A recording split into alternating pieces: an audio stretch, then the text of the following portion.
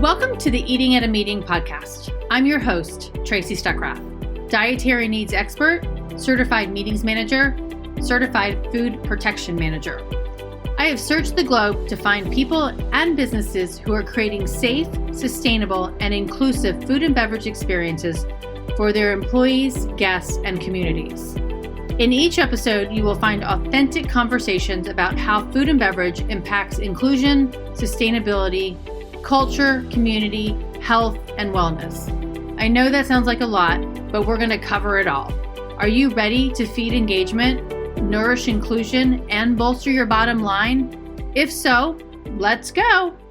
I am in the office and talking to my friend Zoe, I do this wrong all the time, and who is the founder of Grow with Zomo, an independent equity, diversity, and inclusion consultant, helping leaders in the hospitality, events, and tourism industries develop strategies to improve workplace culture and hospitality ecosystem. So, hi, my friend. How are you? Hey, what's good? I think we're about to just jump right back into our conversation that we were just having. So, hi, friend. We were at a convention last week, and you said to me, hey, I've been thinking about you, and so tell the audience why you were thinking about me as it relates to event, food, and beverage. Yes, definitely thinking about you. And I was like, we have a lot to discuss. Yeah. And Carolyn says, excited to hear this interview. Hi, Carolyn. Yeah. Hey, Carolyn. How are you? My fellow Event Leadership Institute professor, instructor. Yes. Yay. So, yeah, we do have a lot to discuss because this year has been very much event focused for me. So I do event planning for the most part for my own research, right? Which I feel like improves me or my services as a consultant. Because what is it to consult event planners and venues on executing events and not have the boots on the ground experience? And so consistently through the year, working with different clients, I've seen the struggle for clients to communicate the needs of their networks, their communities, their attendees to the F&B team at a hotel, a venue, or wherever they're hosting their event. And this struggle has been on both sides, where the client is getting last minute information about someone's food restrictions, preferences, needs, and then the F&B team either does not have that information in the way that they needed, does not have the trained staff. And so I was like, there's this Tracy on my shoulders saying, email me, talk to me. And I'm like, what would Tracy do? It should be a t-shirt. So yeah, we have a lot to discuss. Okay, I'm going to make a t-shirt. Yeah. What would Tracy do? I would wear it. I would wear it. Yeah, okay. Yeah, a lot of times you came up in my mind and I was like, what is the best way to go about this? Like, I can't be mad at the F&B team, or can I? The client has all these questions about gluten-free and vegan and this and that. And how do I properly advise and consult both the client and the venue to help properly execute this event? So yes, you have been on my mind. Thank you. I appreciate that. And I'm hoping, I mean, that's in a good way, right? And what I've been advocating for 14 years now. And let's just go back to the conversation that we were having, tie that into the conversation we were having before we went live. And it was about the woman at this convention we were at. She sent me a note on LinkedIn saying that she had shared that she was, Carolyn's like, let's make that shirt. Yes, ma'am. and then Joan is on here. Look forward to this conversation. Thank you. And Devin, hello. So going back, so she sent me a note on LinkedIn. She was in the same conference we were at. She had put on the note that she was allergic to hazelnuts and that she was contact allergic to hazelnuts, meaning she could not be in a room with it. And to the point where if somebody touched a hazelnut or there was hazelnut oil on a table or anything, she could actually go into anaphylactic shock. Right. And so her discomfort, and it thankfully was the very end of it was the very last break of the whole conference. And so her discomfort, where does that lie, right? And let me add to that story, because she did say, she asked the server, she's like, what kind of nuts are in these brownies? And the server said, well, those are walnuts. And the chef was behind that and said, there are also hazelnuts in those brownies. Because she did question, and she's like, that one doesn't look like a walnut. And the chef said, hey, that is a hazelnut. And so she looked at the chef and said, you just saved my life. Yeah. And so, which is very daunting and scary, right? Very. And so your question to me beforehand was, where does that, and I'm going to paraphrase this, kind of where does that responsibility lie? Is it on that person, and or is it on the servers? Is it on the event planning team? Is it on the chef?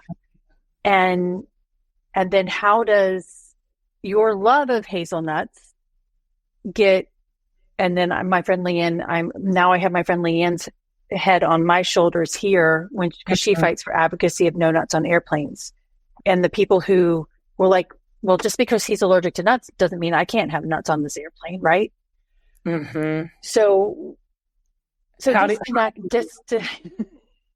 you unpack all of that, right? Yeah. Like it's I had a whole bunch of questions for you. And as a consultant, that's pretty much what I do is I ask these questions to unpack this very challenging things that we face. And then this is a very challenging occurrence where you have someone who it is a life or death experience that they could have if they were to digest those hazelnuts. And so, and she was touched. Yeah.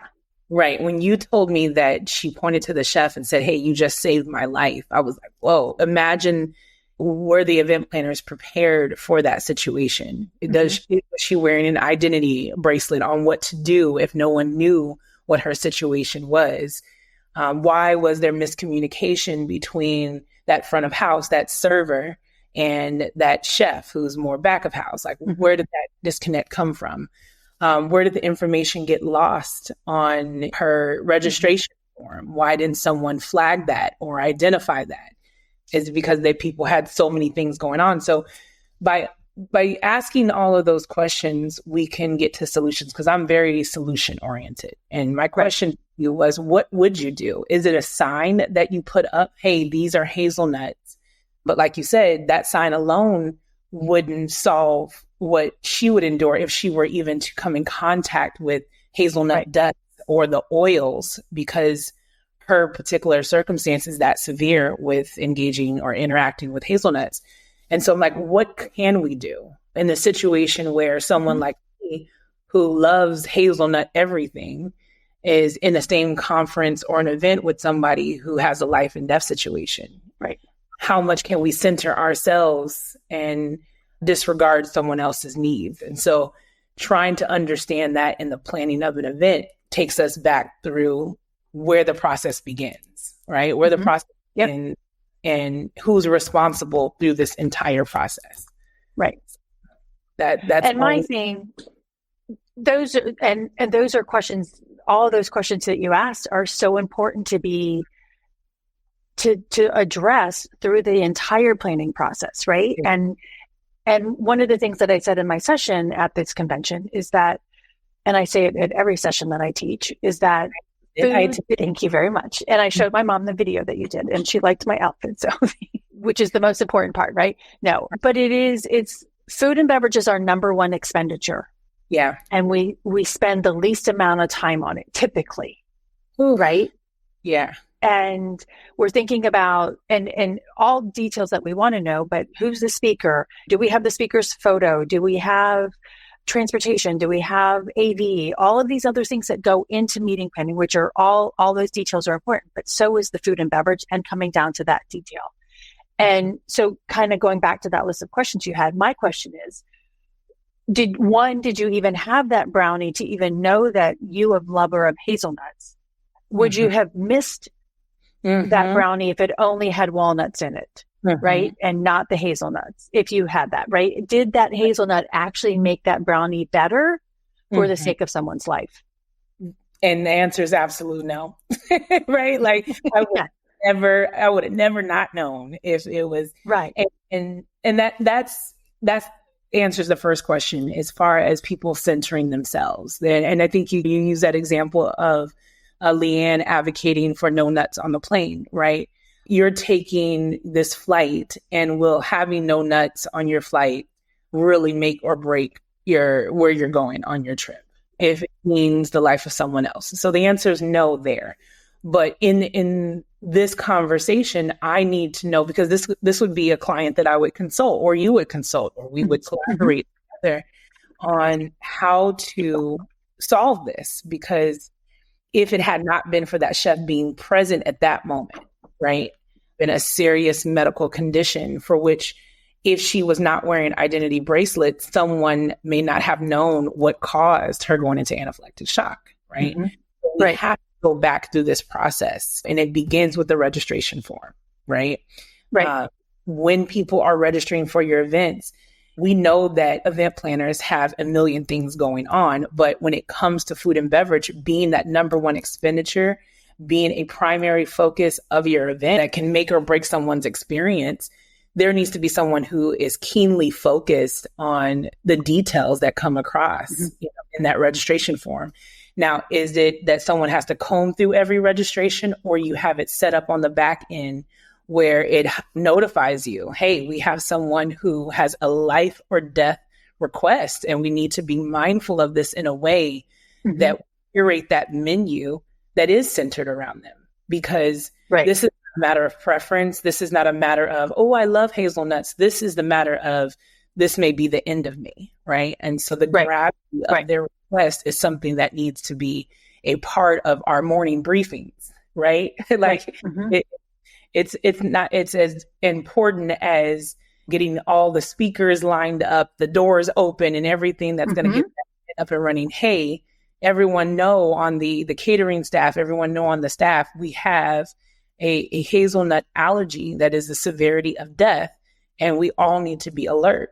Even if this is not on the menu, but say someone brings in hazelnuts, right? Like, we would be that mindful and receive that in a way as an attendee, that if that information is, shared with you, that, hey, we have a hazelnut allergy on site, we are asking that no one brings hazelnuts to the event. Your reaction is not knee-jerk, where you're like, oh, but what about me and my love for hazelnuts? But rather, wow, I did not know that kind of allergy could be that severe. And it's that moment deepen your empathy. But yeah, it is something where we have to go back through that process, starting with that registration. Yeah. Well, and it reminds me too of, and actually, like 2 weeks beforehand, I was planning an event, and I had some woman write in that she was allergic to all nuts. And I chatted with her, and she could not be in the room with it. So I reached out to my hotel, and I said, okay, we have this situation, and I want to make sure that our event is completely nut-free. And so that in our meeting space, there's no nuts. And they're like, well, we're not a nut-free environment. I said, I understand that. And the attendee understands that. But because I have all of your meeting space and 95% of your sleeping rooms, I want you to make my event nut-free. And like, okay, this is not about me or my love of passion of making sure people have food. I don't want your hotel guest to die. And so I put it in that kind of context. And so it was written on every one of my BEOs, no nuts, no nuts, no nuts. Right. Walked into my staff room. There are cashews and pecans. Day one. Thankfully, no one else is there. Right.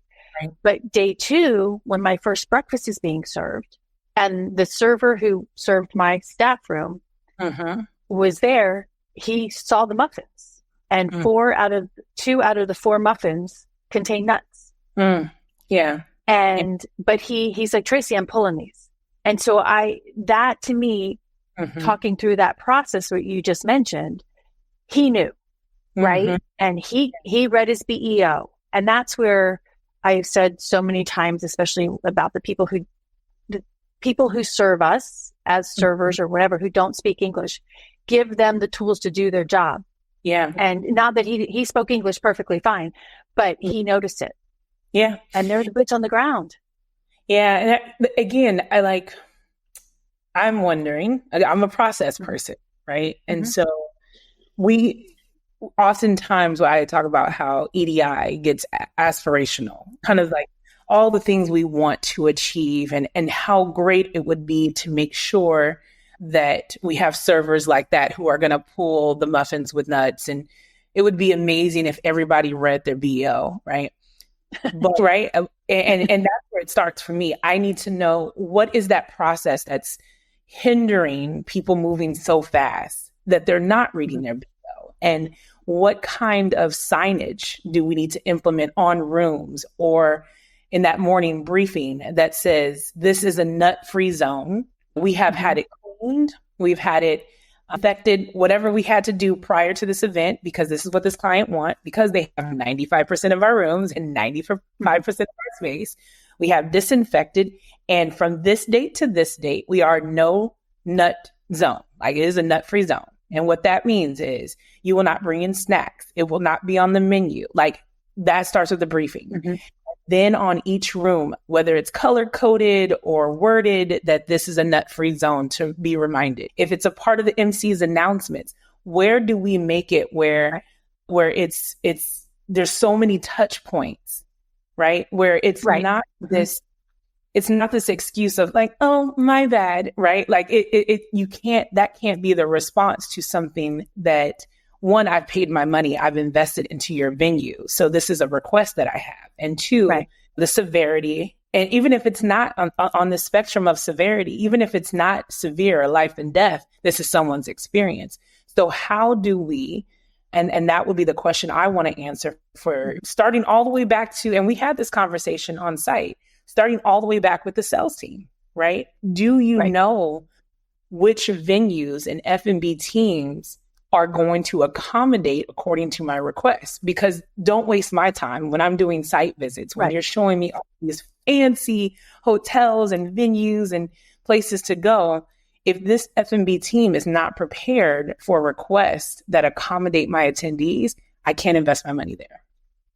And so I need you to be educated, right? And so, and that takes me back, oh my gosh, 7 years when I did a site visit with my client, and the CVB salesperson asked all of us in advance if anybody had dietary needs, communicated to all of our venues, and we sat down for a chef's dinner or chef's lunch. And the first thing they brought out to me was my allergy in full force. Right. And, and he said, we missed it. He literally said that in front of my clients. And my clients are like, you just lost a $300 and something thousand event because of that. Right. And attention. I was in the military. Yeah. Attention to detail. Yeah. Sorry, I didn't mean to interrupt you, but that's the first thing to mind when you said that 300. And that's, as I've gotten more and more into educating and doing workshops on EDI, it started from a place of morality, right? And it's always going to be that, because I'm always going to be concerned with people's experiences and their feelings of belonging and all that. It has grown and evolved into a space of strategy. That's why I specifically say strategic EDI consultant, and how it impacts the bottom line of those who are part of executing an event. And that spoke to me when you said, because you missed it, you just impacted your bottom line. And now you're negative $300,000 plus because you missed it. And that, one, can't be the response. And two, what are you going to do in response, like educating yourself and your team to make sure this doesn't happen again? Because serving you food that is going to cause a reaction in you or reduce your experience is not something to take lightly, right? And so that should go on that person's report as to find out, why did you miss it? Were you busy? Were your bandwidth too low that you weren't reading the request? And maybe we need to now bake that into your time preparation and confirmation of the BEO, banquet event order, with the client and with your team, to understand all the recipes to make sure that when you are working with this client, you get them in the beginning because you're paying that much attention to detail. And then the day of the event, you also confirm with the client, what are your protocols for making sure that you abide by this? Like it just has to be a part of the process. That's the military side of me, but that clarity and communication has to happen all the way through all the way through. All right. Devin just piped in here. Attention to detail when we're all overworked and reactive doesn't allow space for us to be safe and create the right experiences. That's, you hit the nail on the head right there, Devin. So true. I'm really bad at those phrases. Never get them right. But it is. I mean, and I don't know if I told the story last week, but it's like, even when I'm in an event and I had to use my Google Translator app to type in, do you have any gluten-free desserts, to show it to the servers, right? And then so that they could understand what I was trying to ask. And then they read that and they're like, oh yeah. And they went and got me one. But it is that attention to detail. And it's hard. Right. I'm going to say it's hard because a lot of these servers, I mean, I was lucky 2 weeks ago that all of my servers were the A-level servers. So they're the full-time, right? But if your event is so big that you've got the A, the B, the C level servers who haven't worked in your venue recently or ever, they're coming in and they don't know how to answer those questions. You've got to have that pre-show, conversation with all of your servers in the language that they speak, and have a method for them to have a process, have a method for them to be able to answer that question. Yeah, absolutely. I mean, that again goes back to professional development in our industry or in these different sectors. We're talking specifically about culinary, F&B, food and beverage. But yeah, no matter how often your staff works at your venue or how well versed they are in recipes and ingredients, and there has to be a way in which they are briefed, right? That is the responsibility. Like, one of the things with being a leader is that you lead people in the proper direction, right? And so you have to give them the information that they need to empower them. Like, one of the things, I do a lot of day of event support. And so 2 weeks prior to doing that day of event support, I sit with who's hired me and I say, I want contact information for everybody that I'm working with. I want the chef, I want the security team, I want the photographers, I want all the information so that I can reach out to them and let them know, hey, I'm the on-site event manager. And if I have questions, here's my cell phone number. If I need to text you while I'm in the event, if I need to ask you a question, I want to be empowered and informed. And that is something that we need to do more in our industry, is that you're not just a server. You are the bridge between the chef who has prepared this delicious cuisine and that guest experience, right? So we need to use our words in a way, because words have power, that let people know that you are not just anything. You are a part of this experience. And one of the things I say in emails as an event manager with any vendors or key stakeholders, I say, thank you so much for your contribution to making this an event a success. Oh, that's awesome. I like that. Because you are a part of this, right? Like, that money that I invested, that role that I have, we are a team. This is not a me versus you thing. This is, I repeat information. If someone says to me that there's a hazelnut allergy or that there is someone who is gluten-free, hey, excuse me, I know you are over the kitchen and you're going back and forth. Did you know that we have a hazelnut allergy on the floor or in the event? And did you know there's gluten-free? Oh, I didn't know that. Okay, can you pass that along to everybody and just make sure that we're all on the same page? All right, good. So remind me if I say something otherwise, we're a team. Let's collaborate. And so it has to that level of thinking and I went to culinary school, right? I didn't last very long. Shout out to Stratford University in Baltimore, Maryland. But going to culinary school did teach me that level of communication, that the chef is moving fast within the kitchen, but whether it's signage, whether it's a briefing beforehand or letting everybody know the passion behind the meal they created before they're engaging with the food, so that it can be an extension of what has been prepared in the kitchen. Right. That's awesome. Couple of things just popped into my head based on some of the things you had, but I want to address a couple of things so Devin put up here. What about a clause in the agreement that will forfeit food and beverage revenue if they don't adhere to the agreements? Ooh, why not? I like that, Devin. Yeah, I mean, because Devin, on the side that, hey, if we don't meet goals, if we don't meet the deadline to submit our menus, we lose our 10% discount, or we get charged an additional 25%. Let's put it back on to those hotels and say, if you don't meet what we say in the contract, you will also forfeit that. I love that, Devin. I mean, that gets straight to the point. Again, it's that conversation. Like I said, when I was teaching those workshops, and I would say diversity, equity, and inclusion, it's important. There would be people, finance team, probably F&B, that would get up and leave the workshop. Be like, okay, this doesn't pertain to me in this meeting. But when I changed the title of those sessions, how I can make you money, save you money, and help you stop losing money, then people didn't leave their seats. And so a clause like that says, you're going to lose money. You're going to lose that $300,000 because, oops, you missed a gluten-free allergy in trying to win business.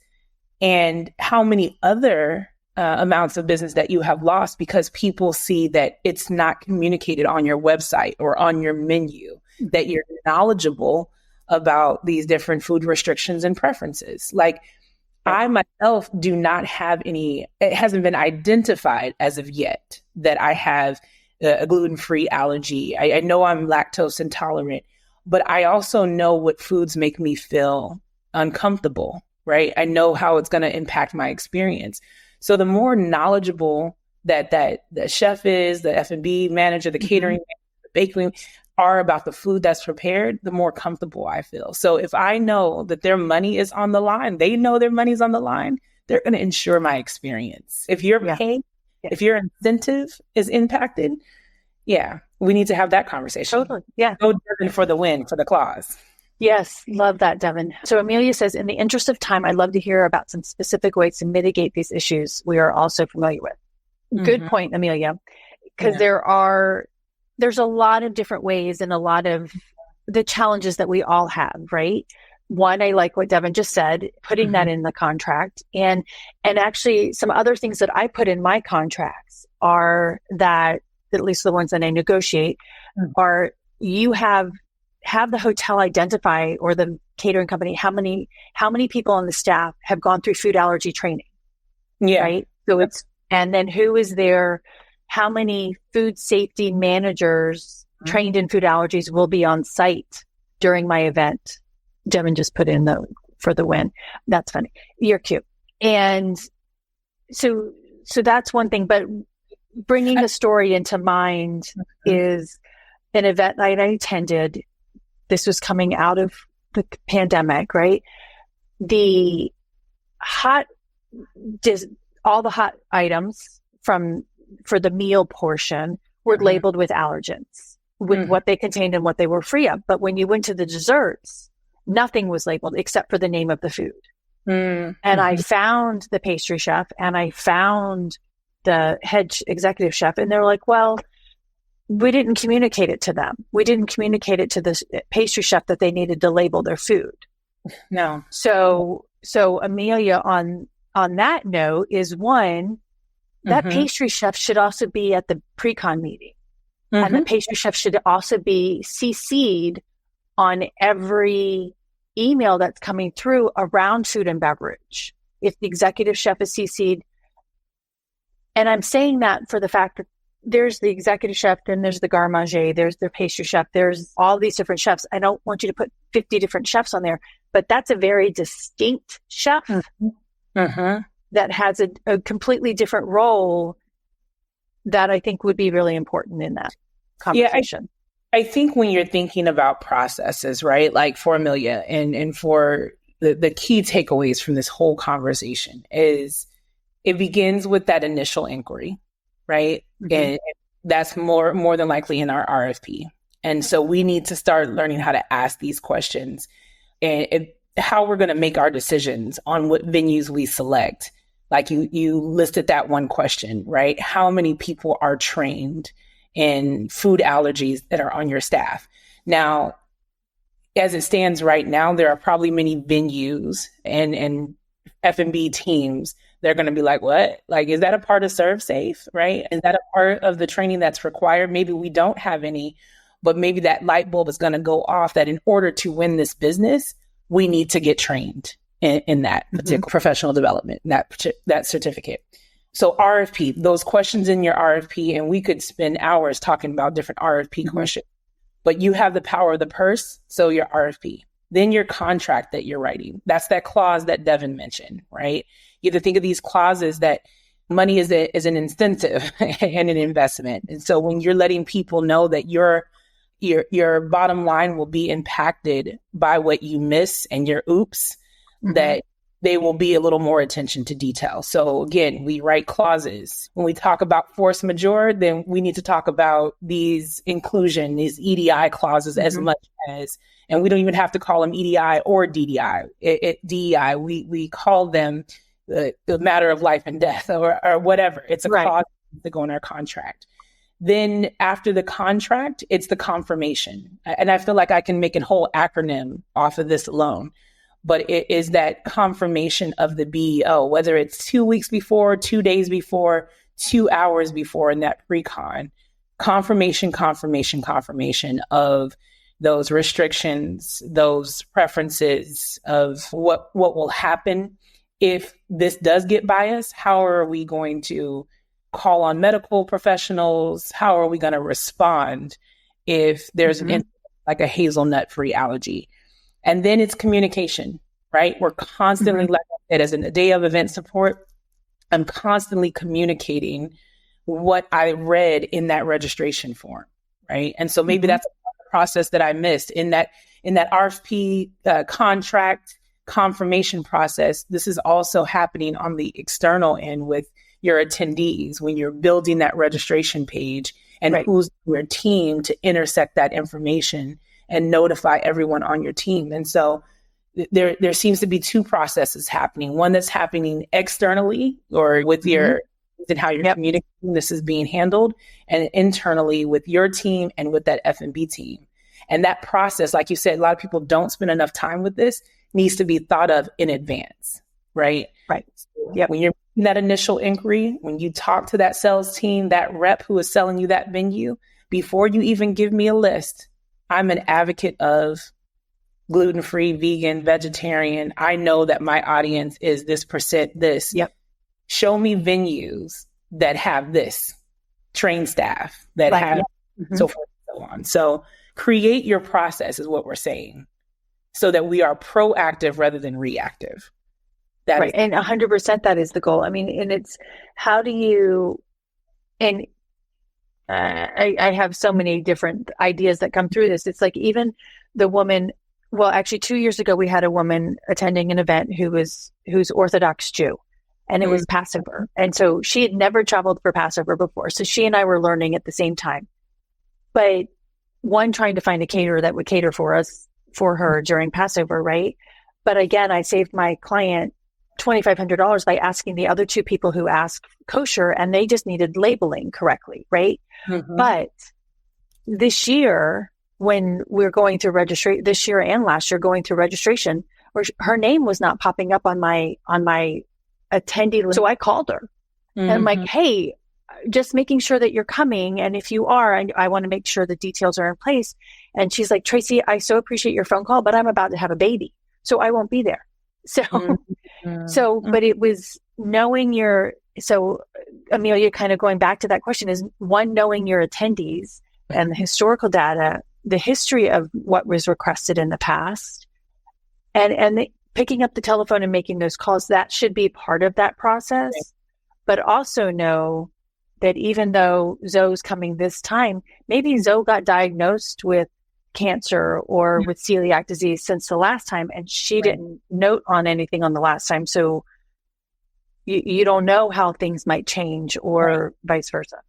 Yeah. And I think, again, when I've had many discussions around, and we talk about this, that it is ADA compliance. Food allergies are a part of ADA compliance, right? And so I've had this conversation with you and Joshua Grimes about DEI and the law, right? So that people understand this. And so when you are talking about a lawsuit that you're facing, what you now have to prove is that you have a process so that you can go back as far to the initial inquiry, the RFP, the contract, the confirmation, go down the line, so that when you're trying to say this was an honest mistake, let me see your process. So without that, maybe in your process now, it's when you get notified that there are 5 people that have different food restrictions and food preferences, maybe that's a pre-call with them to fully understand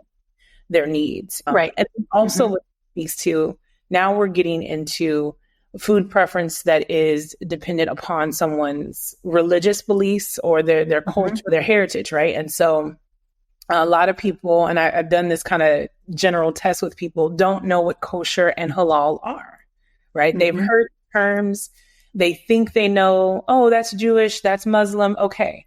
But do you understand the history behind it? And so as an EDI consultant, I talk a lot about history so that it will deepen people's awareness and empathy around how this is very important to that person, right? Because it's their religious identity, and not eating leavened bread, shemetz, right? Like making sure that you are avoiding that food during Passover is imperative for someone who is a practical or Orthodox Jew, right? And then same on the side of being Muslim, making sure that you're abiding by your religious practices. It's more than something that is just passive, like, oops, my bad, I made that mistake. Just like with the hazelnut allergy, it is up to F&B team now to educate themselves. So not just on food handling, like with Serve Safe, not just on the different hazelnut or nut-free zone, but now this is where social equity response training, something that I talk about, comes into play, understanding social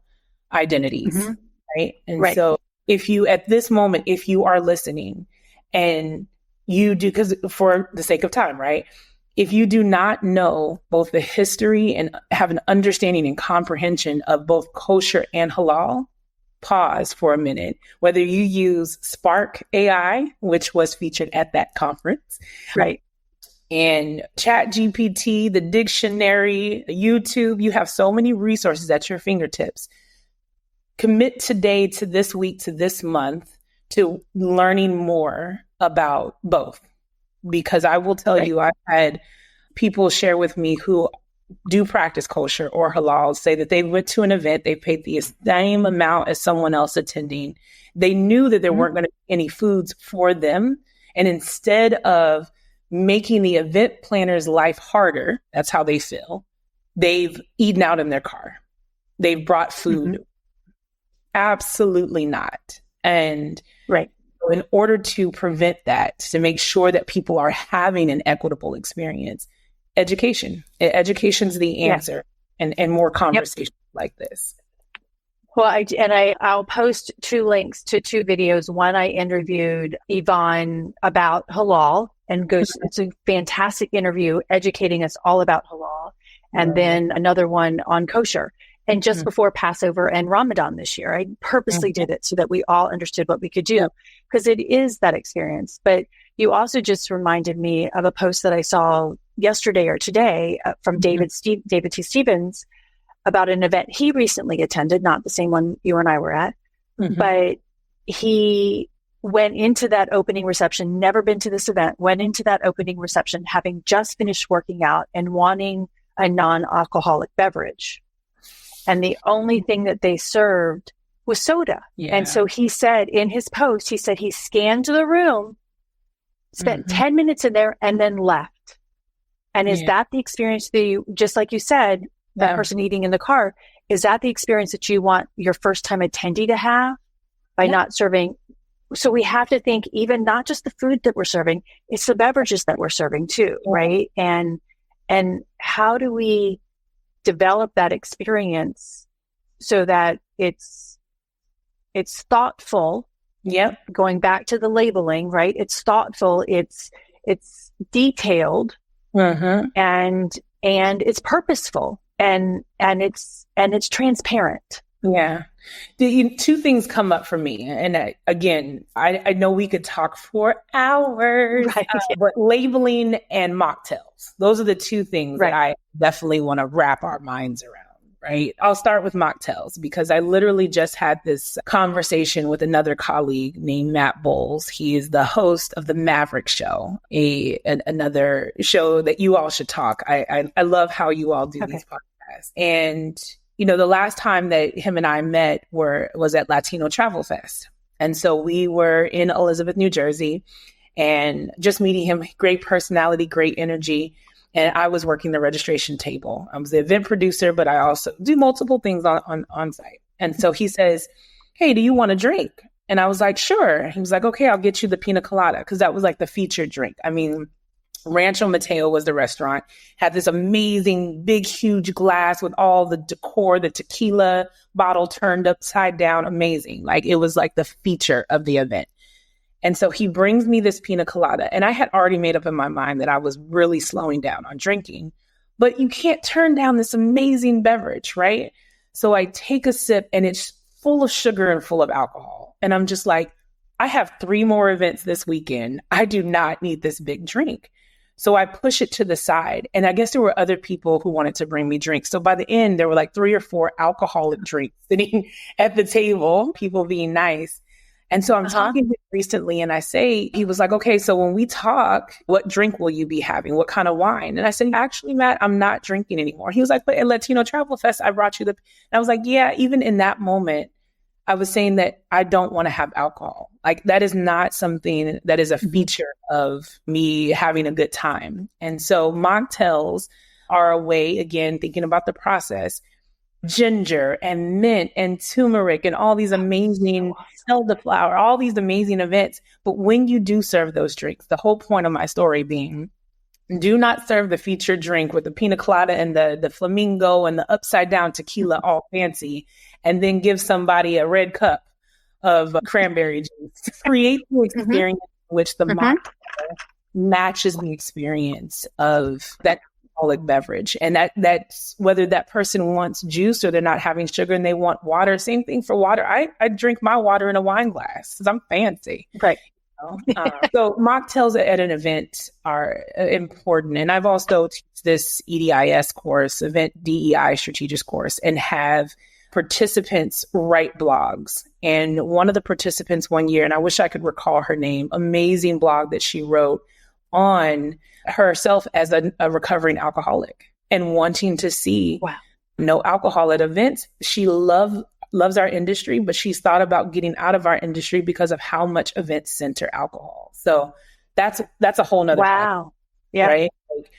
That's a whole nother session. So mocktails. The other one that you mentioned that I just have to, and this is definitely a longer conversation as well, but labeling, like whether there are food restrictions or allergies, label everything anyway. I want to know what I'm eating. Yeah. I don't want the mystery dip.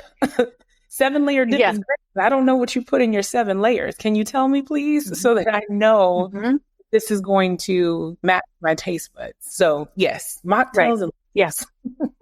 Oh, 100%. And I was trying to find it in going back to the mocktail thing, non-alcoholic adult beverage as well.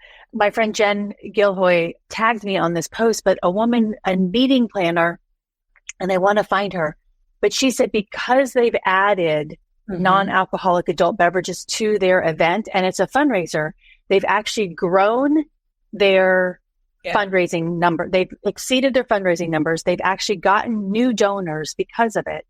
And expanded it. And I'm like, I need to find her name because I want to have her on the show to talk about that. Yes. And it counters what a CSM told me earlier this year. She's like, well, nobody ever requests it. And my biggest thing is like, because it's not on the bar for me to know that it's there to be to ask for it. Right. And this is all my non-alcoholic things.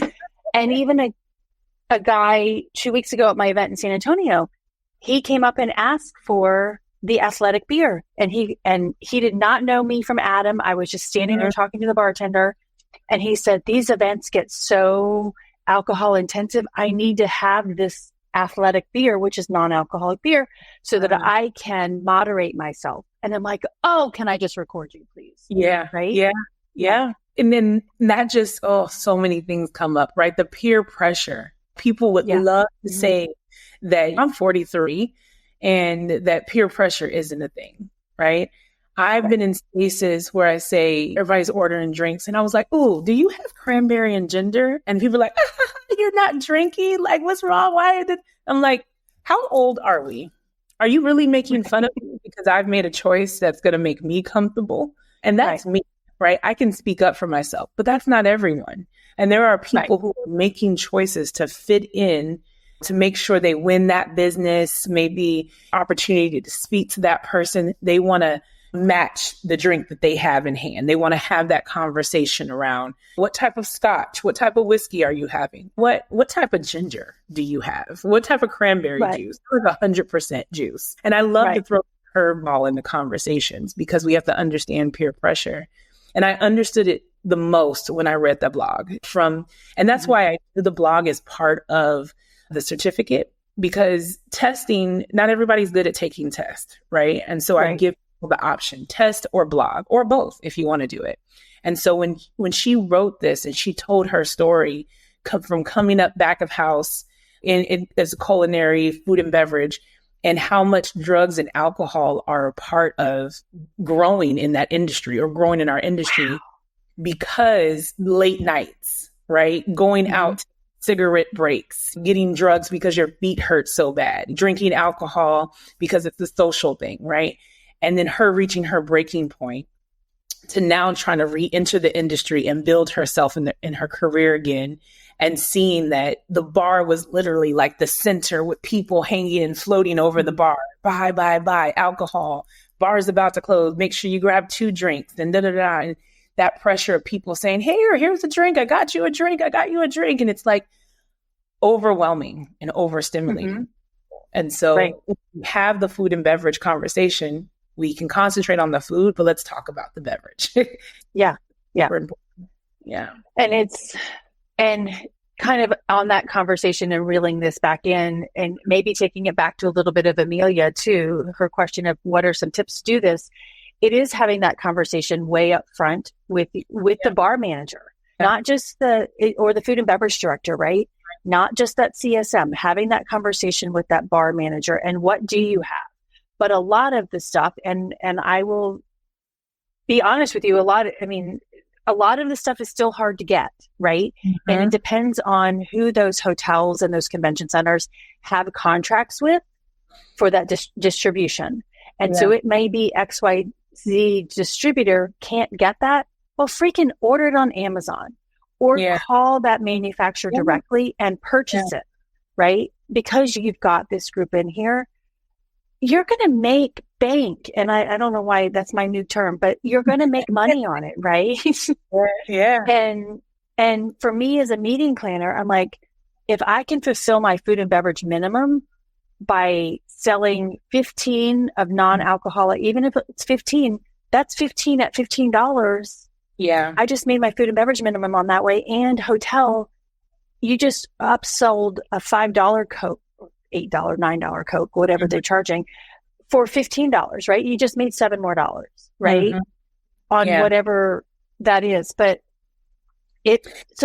part of it does come down to that. And so our conversation, 2 years ago, a year ago, the diversity of suppliers, right? Who are you getting your non-alcoholic? Rethink who you're getting that stuff from. Right. I think this is a shameless plug, right? If someone out there who is a curator of like elixirs or non-alcoholic beverages can sponsor me and I'll talk about mocktails at events. But I will 100% do the same thing. And I know I actually know a handful or more. If you come across my Instagram, and there's also this place in Atlanta called, it's like the social club. I have to send it to you. It's a whole bar experience. The woman has a whole story. Anyway, but going back to what can we do, right? I really think about what is the experience that you want people to have. And we understand what alcohol is for, lower the inhibition, and it supposedly cause people to relax because it's a depressant, all those things, right? And is that the experience that you want people to have, especially if you have an 8 a.m. keynote or even a 6 a.m. exercise activity? Do you want them to have to make the choice between staying up late drinking alcohol all night, even though that's going to be available at restaurants and everywhere, right, or attending the content that you so well curated? And so you have to think about that. And I know that a lot of money comes in from alcohol, but there's something else that you brought up that really spoke to me, and that is the diversity, supplier diversity, or just the responsibility of the supply chain in this whole process. So I've been to events like Catering Source, and we've actually Cater Source. Oops, Catherine, I'm sorry. Cater Source.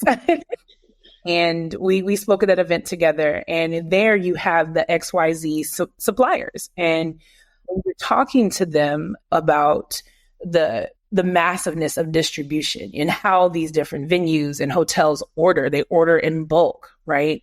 And when I'm talking to them about supplier diversity, like how these smaller businesses who have these innovative ideas, such as elixirs or gluten-free pizza or whatever that they've come up with, because typically entrepreneurs, small businesses are solving a problem for themselves and their business grows out of that passion. Now, how do they build this relationship with a distributor or a supplier that large to make sure their product gets into these venues?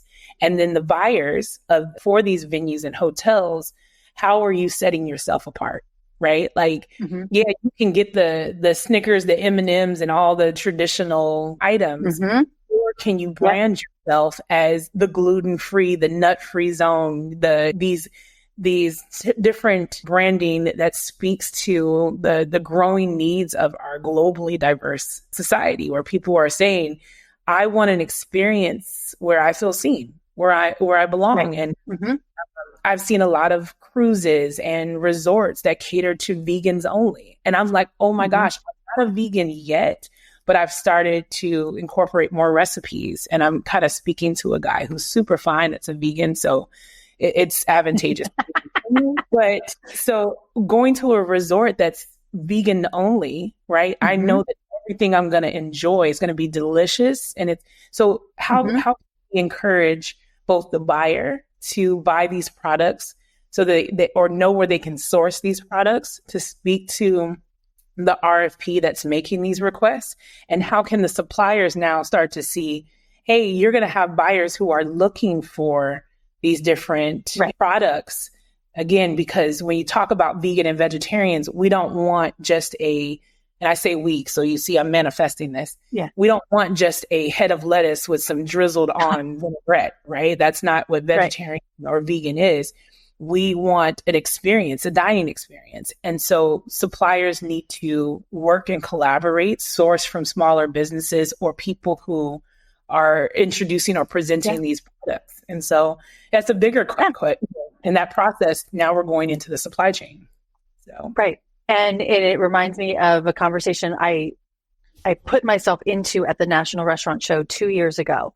I walked up to Red Plate Foods, which is a muffin cookie brand that is free of the top 14 allergens. So no gluten, no sugar, or not sugar, but, and it was the best pre-packaged ginger cookie I have ever had in my life. I mean, it just melted in your mouth.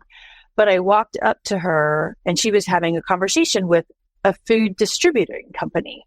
And he was about to walk off, and I said, I said, can I ask you a question? And he's like, what? And I said, how do I get her food into my events at hotels? And he looked at me dumbfounded. And he had to run off to another meeting, but she thanked me profusely for that question. Because what they're wanting, that distributor wants pallets of her food.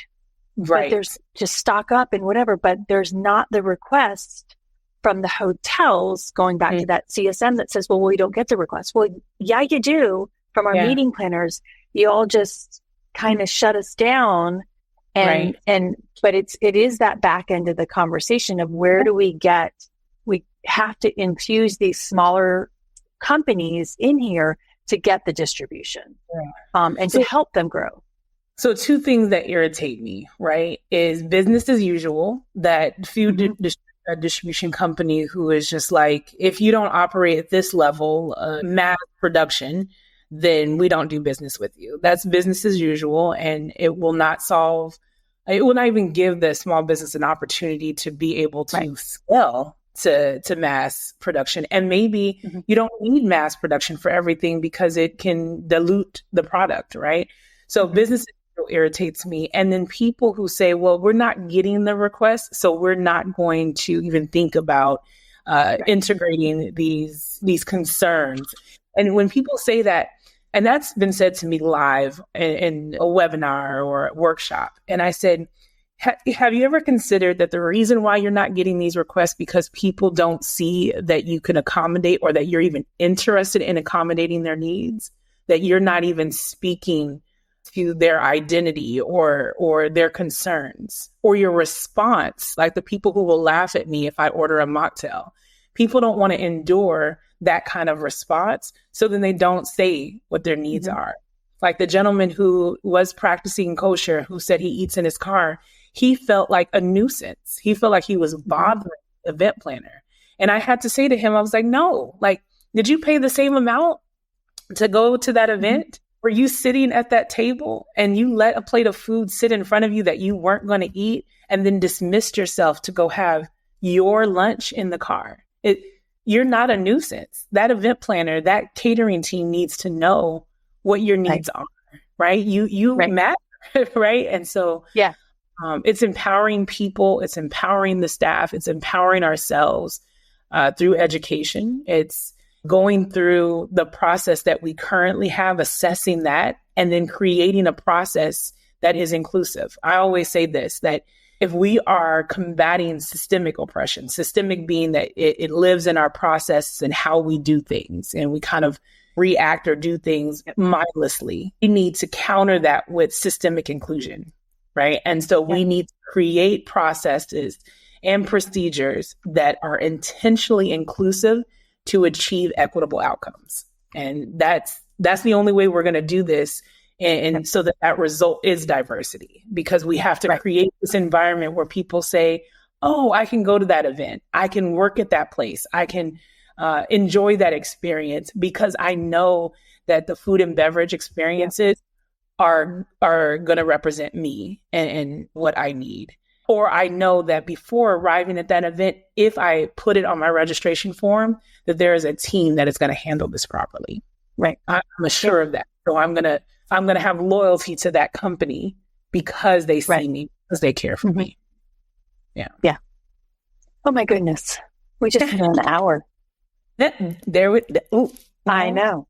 Look, I don't think I have any other meetings. Let's keep talking, Tracy. Devin piped in great. Love the story experiences. And Carolyn's like, great conversation, ladies. It is. I mean, and we just need to keep having these conversations though, because, and maybe let's call it Tahira. Let's have this conversation at IMEX. We have to continue having these conversations and going back to Amelia's thing. It is not an easy thing. And you're not going to solve it overnight. No. And just do one thing, right? Say, hey, I want to make sure that everything is labeled with the top 9 allergens. And let me tell you right now, it is coming. It is required in the EU. It has been written into the US food code. Yeah. And 4 states have accepted, 4 states plus Puerto Rico and Virgin Islands have said, yes, we're adopting the food code as is. How that's going to come about, we don't know yet, but it is coming that we have to label to say, hey, it includes the top 9 allergens. Yeah. So, but I mean, that's one little portion of our conversation, but yeah. I mean, that's an important portion. I think we could break down this 1 hour into segments, right? What you're talking about is legislation. And that is definitely something that I'm digging more into, policy, legislation, and learning so much about. As event planners and I say I do this work, EDI, within the event planning, hospitality, tourism industry, because it is our responsibility to bring people of all different walks of lives and identity together. And we establish this blueprint with every single event that we do on how to be and build a more inclusive society, right? So we as event planners have to start educating ourselves on legislation. And legislation is often driven by like what's going on with our health, our environment, all kinds of things. And so if you understand that heart disease and diabetes are on the rise, right, that's tied to our food, right? And so if the food code is reflecting, hey, how do we eliminate these ingredients, these products? Because there's this meme, and I don't know if it's a meme, we call it, but they talk about sugar in the brain, sugar in the heart, sugar in the stuff. Those are different diseases, right? And so too much sugar and causes is a life and death issue, right? And so if now we're saying in the U.S. code, the food code, that we need to reduce sugar in some of our favorite foods, it's no one taking away something from you or taking away something that you love. It's trying to get you to live longer, right? And so how do we incorporate that into our events, right? That I remember when I first started having this conversation before I met you, there was a friend of mine who was doing, and she vulnerably told this story, a conference for like the Diabetic Association, and didn't even think about it when she planned her food, that the whole like continental breakfast had donuts and all kinds of jellies and everything on the layout. And it was like, they all arrived kind of like, what is this? Like, we can't, what are you doing? And it was like, got it. I completely missed the mark, right? And so understanding, having that level of awareness is part understanding legislation and policy. We have to understand how to incorporate our understanding of these laws and policies into our events, because that means it is reflecting our global society once again. So we can break this into so many segments. We can. And just talking about legislation and what one person could do, my friend Leanne did get the FAA to make changes to the FAA's regulations about food allergies. But these two kids who were in New York City attending an event, his sister went into anaphylactic shock and nobody on site had EpiPens, and and I don't know the full story, but they took it to the state, and it is now required in the state of